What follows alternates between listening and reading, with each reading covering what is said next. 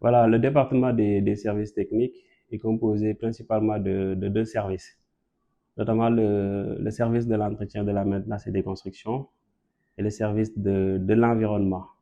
Donc, vous comprenez que voilà, le département a une mission transversale à travers ses services. Il s'agit de l'installation, la maintenance et l'entretien des systèmes de plomberie et de froid, d'électricité et tous les équipements ou bien les installations du CROUS.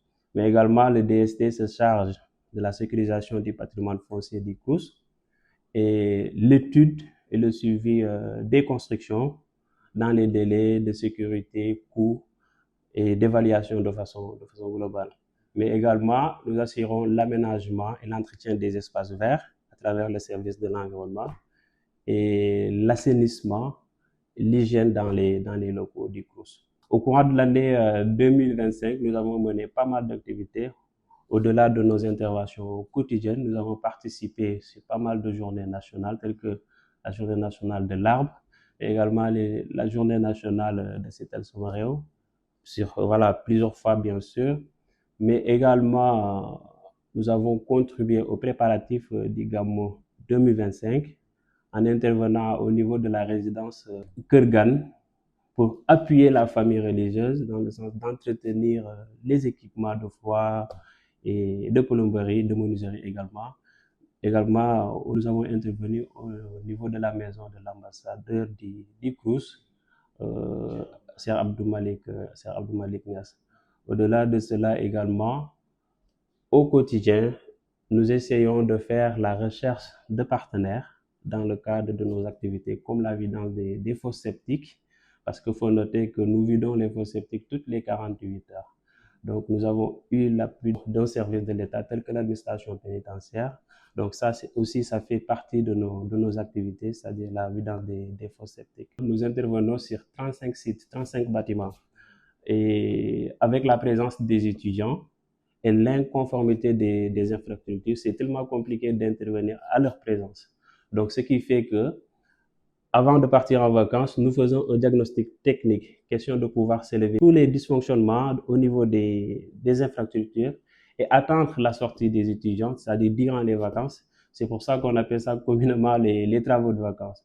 Question de pouvoir réagir de façon beaucoup plus efficace pour la réhabilitation des bâtiments, mais également des installations et nettoyer tous les locaux, c'est-à-dire les résidences des étudiants par la désinfection, la désinsectisation, mais également le désherbage autour des résidences, des restaurants et des services médicaux. Nous pouvons tirer un bilan de nos activités, bien sûr, parce que après la recherche de partenaires que nous avons menée, ça nous a permis d'avoir un quota de 50 lampadaires auprès de l'ANER, que nous remercions vraiment, mais également de maintenir les infrastructures du CROUS, de faire des économies, surtout sur la vidange des fosses septiques. Parce que je vous l'ai dit tout à l'heure, par exemple, si je me permets de donner des chiffres, par exemple, en moyenne, nous vidons 1700 mètres cubes de boue septique. Donc, vous imaginez le coût, ce que ça fait s'il n'y a pas un suivi rigoureux. Nous avons essayé de suivre cela de façon rigoureuse, ce qui nous a permis, en comparaison avec les années précédentes, de passer à un coût de 45 millions jusqu'à une baisse de 26 millions. C'est-à-dire que nous sommes logés dans des bâtiments qui n'étaient pas prévus pour loger un grand nombre de personnes. Donc, c'était des bâtiments pour loger des petites familles, 2 à 3 personnes, ou voire 5 max, mais quand même, si vous imaginez que ces bâtiments logent aujourd'hui des étudiants, cela cause pas mal de problèmes, surtout dans le cadre des systèmes d'installation au sein de ces bâtiments qui tombent vraiment de façon très fréquente en panne. Donc, ce qui va pousser à un coût très élevé de la maintenance et de l'entretien de ces équipements.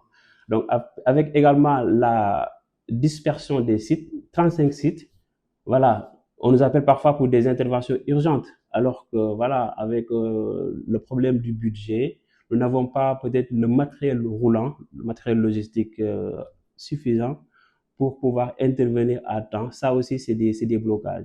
Mais je pense pour régler tous ces problèmes, c'est la livraison des sentiers, bien sûr. Ouais, les perspectives, bien sûr, on en a parce que on se prépare pour recevoir nos chantiers, ce qui nous pousse à penser sur pas mal de projets tels que la gestion des ordures. Nous pensons à faire un programme de tri des ordures de façon très efficace quand on aura nos locaux, mais également penser à une production de pépinières qui va nous permettre de produire nos propres arbres, de pouvoir faire nos aménagements propres au niveau de nos chantiers, quand on aura les locaux, bien sûr. Et également, penser à mettre en place une unité de production dont on a testé l'année 2025. Il y avait une séance de test de cette unité de production qu'il s'agit de produire des savons liquides et de l'eau de Javel qui va contribuer dans le sens de la rationalisation des ressources du CROUS parce que vraiment, nous utilisons beaucoup de produits détergents, mais grâce à cette unité, dont l'expertise est interne, bien sûr, sur la clairvoyance de l'autorité, nous avons essayé d'exploiter cette expertise, question de pouvoir produire nos propres produits. Donc, qui seront peut-être beaucoup plus efficaces que voilà, les produits industriels. Mais également, nous pensons à construire de nouvelles infrastructures telles que voilà, des salles polyvalentes au niveau de nos sites parce que cela n'a pas été prévu par le plan actuel. Voilà, donc ça aussi fait partie de nos projets. Mais après diagnostic, nous avons trouvé également qu'il y a une très grande consommation de l'électricité et de l'eau.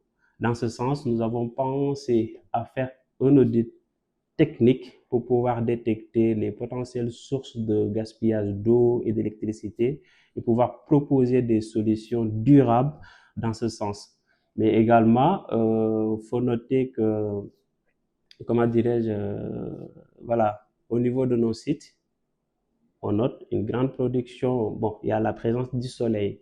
Donc, en tant que technicien, nous sommes en train de réfléchir, d'implanter un système hybride qui va combiner énergie fossile, biomasse et solaire, dans le sens de produire de l'électricité de façon durable et continue. Présenter mes meilleurs voeux à l'autorité, le directeur Dr Jean Birani, ainsi que le chef de service administratif, M. Machon Ndiaye, à tous mes collègues, à tout le personnel du CROUS, mais plus particulièrement le personnel du département des services techniques, mais également les étudiants, parce que vraiment, l'existence du CROUS, c'est grâce aux étudiants. Bon, c'est pour les étudiants. Le CROUS est là pour les étudiants. Donc, tout ce que nous faisons, c'est pour l'étudiant. Donc, c'est une occasion pour moi de les souhaiter une très bonne année, une année de réussite dans leurs activités académiques, mais également dire merci à tous les partenaires qui nous ont accompagnés durant l'année 2025.